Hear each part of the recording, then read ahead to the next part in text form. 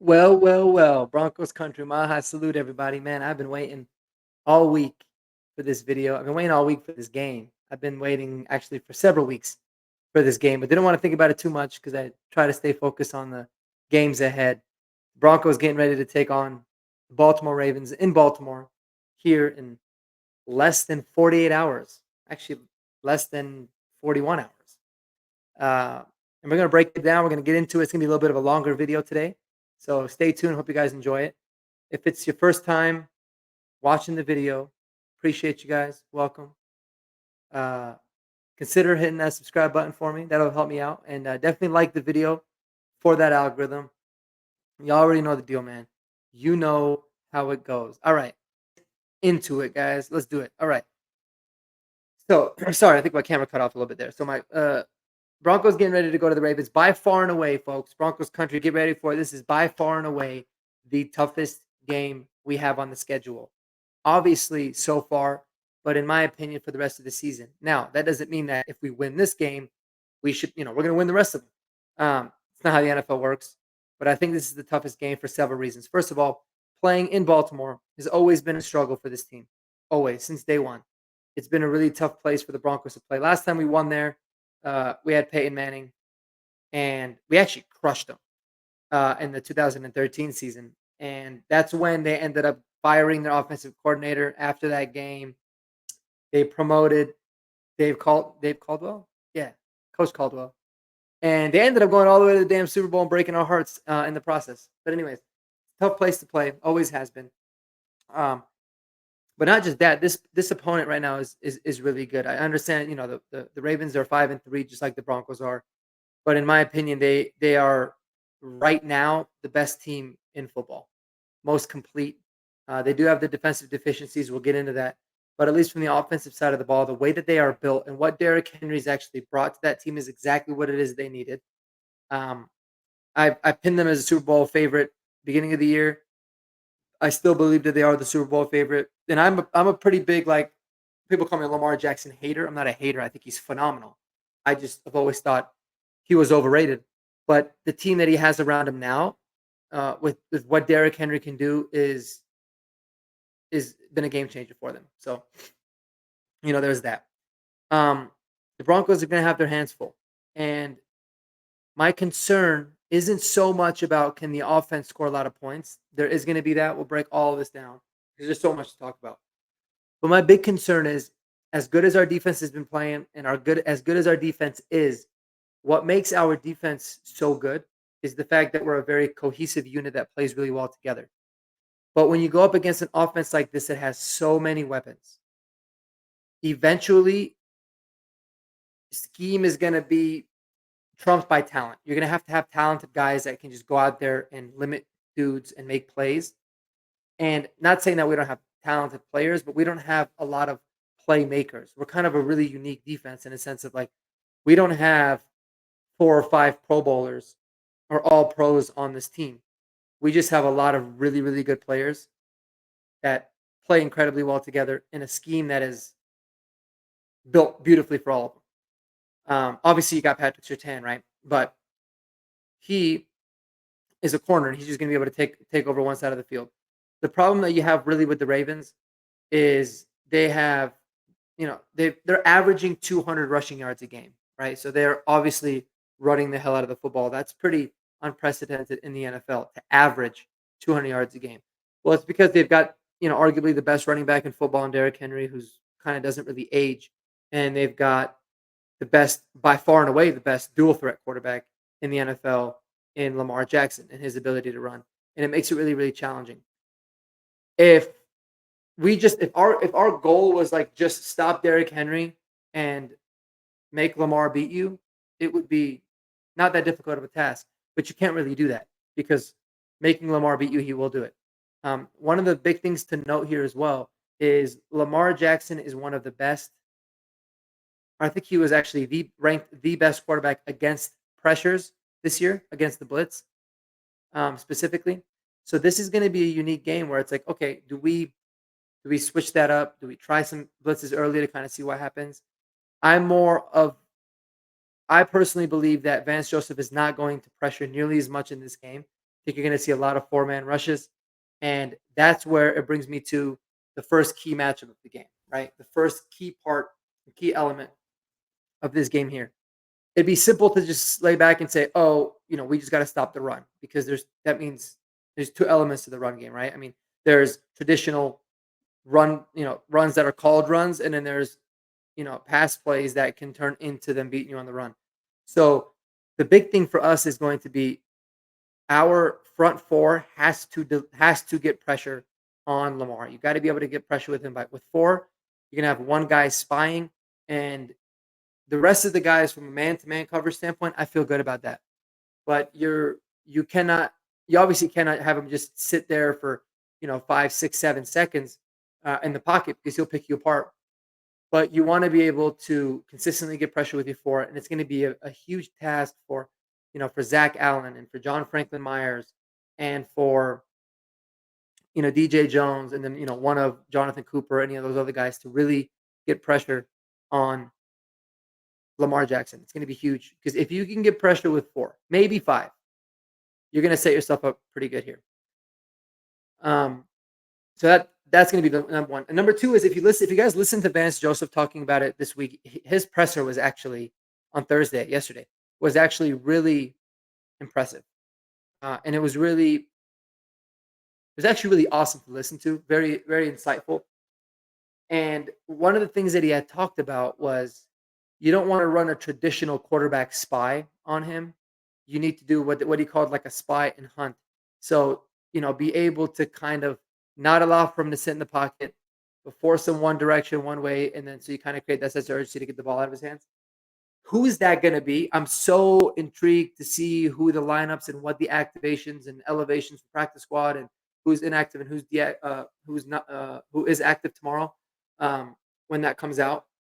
Or at least the elevations will come out tomorrow, but on Sunday, because I think that it's going to be really telling as to what it is that we do. I would expect for us to have an additional DB on the field, probably an additional safety at all times, or at least for a lot more often than you would anticipate in other games. It makes it a little bit tough because PJ Locke is already out for this game, so you're gonna have Devin Key again back there. But and I could be completely wrong on this, but keep an eye out on somebody like JL Skinner getting some reps, or Quan Alexander playing a lot more than he has been in the last couple games, because you're gonna need to have somebody that is you know athletic and physical enough to be able to chase down Lamar if needed, or make sure that you tackle Derrick Henry if he breaks the first level, um, but also be good enough to be able to cover. And one of those two guys from an athleticism standpoint, I feel like makes some sense. So keep an eye out for that. But in addition to that, I do think that this game is going to be one of those where their offense definitely gets some points on our defense. I don't anticipate our defense holding them to less than 20 points, less than maybe even 24 points, which means that there is going to be a lot of pressure on Bo Nix in this offense. This is a defense. I know we always think about the Ravens defense traditionally as always being one of the best in the league, and they're phenomenal and they're great. They're not really that so much this year. At least they haven't been to this point. And so, you know, Bo Nix in this offense, there's going to be plays out there for them to make.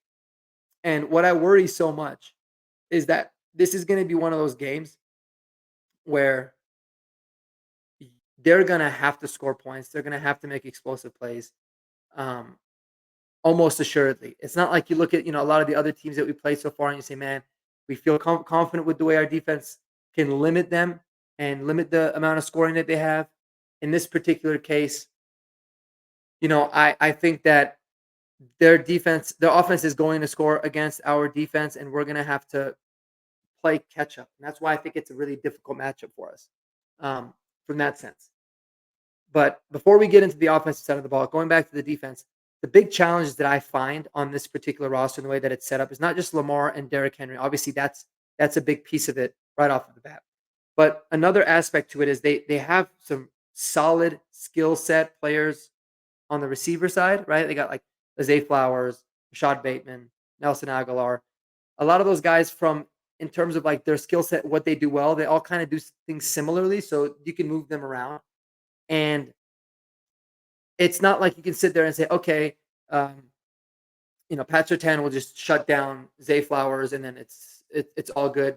Let the other two guys beat us. They all have unique skill sets and they're all good enough to be able to beat you in the air as well. So I don't look for Patrick Surtain to really shadow anybody. I think the way that the secondary is going to play is going to be pretty traditional, and I actually feel pretty good about that. What I don't feel very good about is those two beast tight ends that they have, especially now with Mark Andrews playing significantly better than he was earlier in the year. Isaiah Likely and Mark Andrews, I think, are going to cause a lot of issues for this team. Um, we have linebackers that have been surprisingly really good this year, but they've never really had a test like the test that they're going to have before. And it's not just them being good players that makes them tough. It's that they're good at everything that they do, right? Both of them are very good run blockers. They're good in pass pro, and they obviously have an ability to beat you in the air. And so that's tough. That's really tough because when they're on the field, both of them, which is most of the snaps, there's not a tell as to what the offense is going to do. So I I feel like of any defense that the Broncos have ever had, obviously since this Super Bowl 50 season back in 2015, this is the one I feel the most confident can stop or mitigate anybody, mainly because of just how well they play together. But when they start to get forced out of doing things that they want, it's going to be interesting to see how they adjust. And so I'm really looking forward to that. I don't even know how to break down and tell you, oh, to stop Mark Andrews, you got to use this player and look for this player to stop that. I think it's going to be such a collective effort because that's what they do. They're going to try to find the weakness. Broncos defense, their uh, goal is going to be not have any weaknesses and just limit them. It's also one of those. So when we flip the offensive side of the ball, when you look at the Ravens defense, very very bad against the pass. Against the pass, they allow a lot of yards in the air. Very susceptible, through the air. Getting points against them is something that this offense can certainly do, and I'm really excited to see how they respond because this might be the first game this season where the offense is saying, "Defense, don't worry about it. We got you. We're gonna have to win this game." So I'm just purely excited to see how the team matches up, specifically with this offense. But another tough part is this: when you look at the Broncos offense as a whole, right? It's been very inconsistent. I mean, to say the least.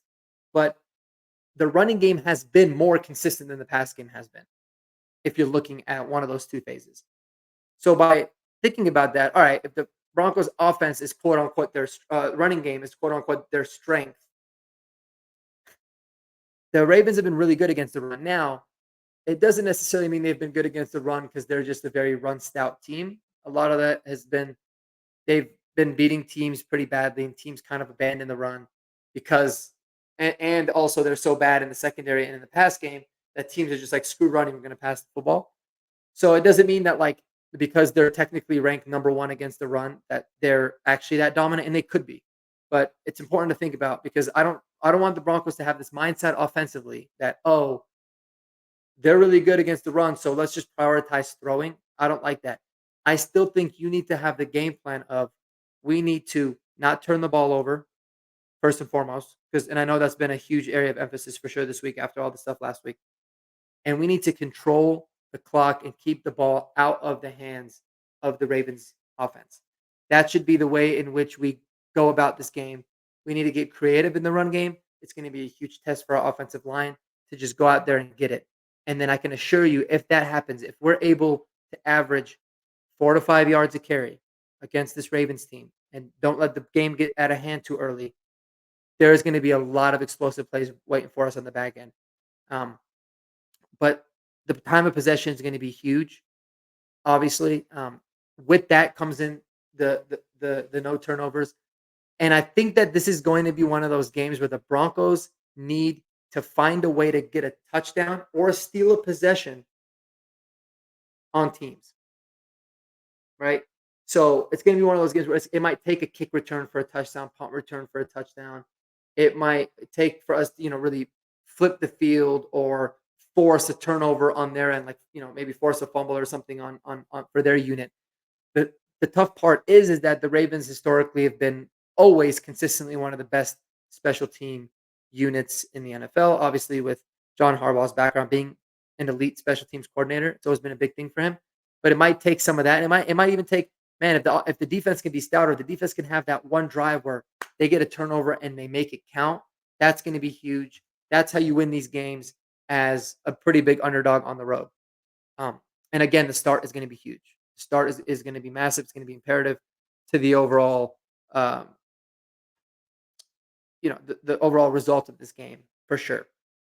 There's no doubt about it. And the Broncos have not been good at all or consistent enough at all in terms of getting off to a good start. So, moral of the story, guys, I think as a fan base, we need to remember what the season was all about. It doesn't mean that like, oh, expect for the Broncos to lose. I think mostly we just have to be happy that we are in a position that we're so excited for a game and we're going to see how we actually stack up for this because, you know, the way that a lot of people thought the season was going to be, they would have probably thought we were going to be, 2-6 going into this game. It's like, who gives a shit? They're going to kick our ass. But we're not. We're 5-3. We're right in the thick of it. And we are going to measure up and see exactly what it is, how it is that we stack with the best teams in the AFC.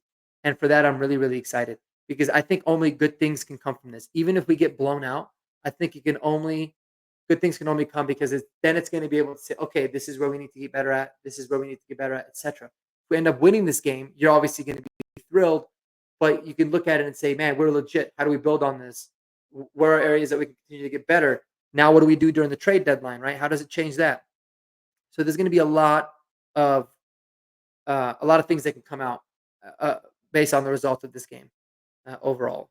Um, I do I do ultimately think that the Broncos are not going to win this game. I just think it's going to be so tough that it's going to almost take a perfect game from us because the Ravens are so stacked and because we are just a very young and inexperienced team. I mean, we are. But what I want to see more than anything, well, I wouldn't say more than a win. Aside from a win, what I want to see more than anything is I want to see this team collectively, starting with Bo Nix and going to the rest of the team. I want to see them look like they belong. You know, look like they're not going to roll over to anybody and they're going to play, one of the best, if not the best team in the NFL in their place, tough and tight and strong. And I want them to just show that, like, man, we're here. Where the hell are you guys at? That's what I want to see. And I think we will see that. I think we'll be really happy with the overall way that the Broncos play. I think it's going to be a couple plays here and there that really ultimately lead to the demise of the game. I think that it's going to be a lot closer than people think. It was a 10-point spread that's moved down to 8. So the money's kind of back and forth. All the money is on the Ravens on the money line, but there's a majority of the money on the Broncos with the spread. So they're, as usual, they're trying to get that balanced out. Um, I don't ultimately think the Ravens will cover the 8-point spread, or let's say 9, whatever it is that you got it at. But I do think that they will ultimately win. I think the Broncos fall short. I think that it boils down to the offense just not being able to score the requisite amount of points. I think the defense, you're going to be overall feel pretty decent about the effort. Um, and so I don't have them winning. I'll get to the score predictions. I did want to add one thing. Y'all know how I roll here, man. I don't have no notes. I'm just going off the brain for you guys. So I did have one more thing. One thing to keep note, and I need you guys to remember this. The one thing that's been very, very, very consistent about the Ravens and about the Broncos, okay? It's been two things. One thing that's very consistent about the Ravens is they have, for whatever reason, played very poorly towards the end of games. They've either allowed teams to come back and win, just like it happened last week in Cleveland, or they've allowed teams to get back in it, right? And make it a game. And so let's run down their schedule real quick and look at what it is that they played, right? The Chiefs game to open the season. I think that we can all say, hey, man, they freaking had that game. They kind of clawed from behind. I think if I remember, they were down, it looks like they were down 13-10 at half. And then it was 20-10. And then they ended up kind of making a game out of it. So they actually kind of clawed their way back from that game. That was really one of the only ones that they were down early. But then you got them against the Raiders, right? You're going into the fourth quarter, you were winning. Ravens scored 13 in the fourth quarter, right? And then even against the Cowboys, they were smoking the Cowboys. They were up 28-6 going into the fourth quarter, and the Cowboys scored 19 points in the fourth to make it a game. They still ended up winning, but they made it a game. The Bills game, they just kind of shut that shit down, right? They just dominated the Bills on that one for sure. And then the Bengals game, same kind of ordeal. Man, did they allow for the Bengals to score a lot of points to make that a game and come back? In the fourth quarter, it was really back and forth. They ultimately go into overtime. They easily could have lost that game. Uh, the Commanders game, Commanders scored 10 points in the fourth quarter to, make it a 7-point game. And then even the Buccaneers last week, the Buccaneers scored 21 points in the fourth. They ended up still losing by 10. But it's like whenever the Ravens are crushing teams, they've shown this habit at times to not allow to not really put the team away. And then they repeated the same. You would think eventually they would learn from it, right? Because that's Harbaugh is a really, really good coach. But the same exact thing happened last week against the Browns too, right? They went into halftime with a lead, and then they just allowed for the Browns to stay in it. And eventually, the Browns found a way to win on the last drive. The Ravens took the lead with like a minute left. You already know how it is. That was last week. So it's going to be important for the Broncos to keep fighting. There's going to be those opportunities at the end of games for them to come back. Um, and that's something that I wanted to put on the record for sure. Ultimately, guys, I don't got the Broncos winning this one, sadly enough. I hope I'm wrong. Every time I predict them to lose, I always hope I'm wrong. And there's been times where I predict them to lose and they've won. So it's been great. But I do believe that the Ravens will ultimately win this game. I think it'll be a 6-point game. I think the final is going to be 33-27. Let me know what you guys think below. What are you guys looking forward to seeing? I just can't wait to watch how this team performs on the stage. It's about time. This is when the season starts. Broncos country. I love y'all. I appreciate it. Go Broncos, baby. Spend time with those people that you love the most. And until next time, peace out.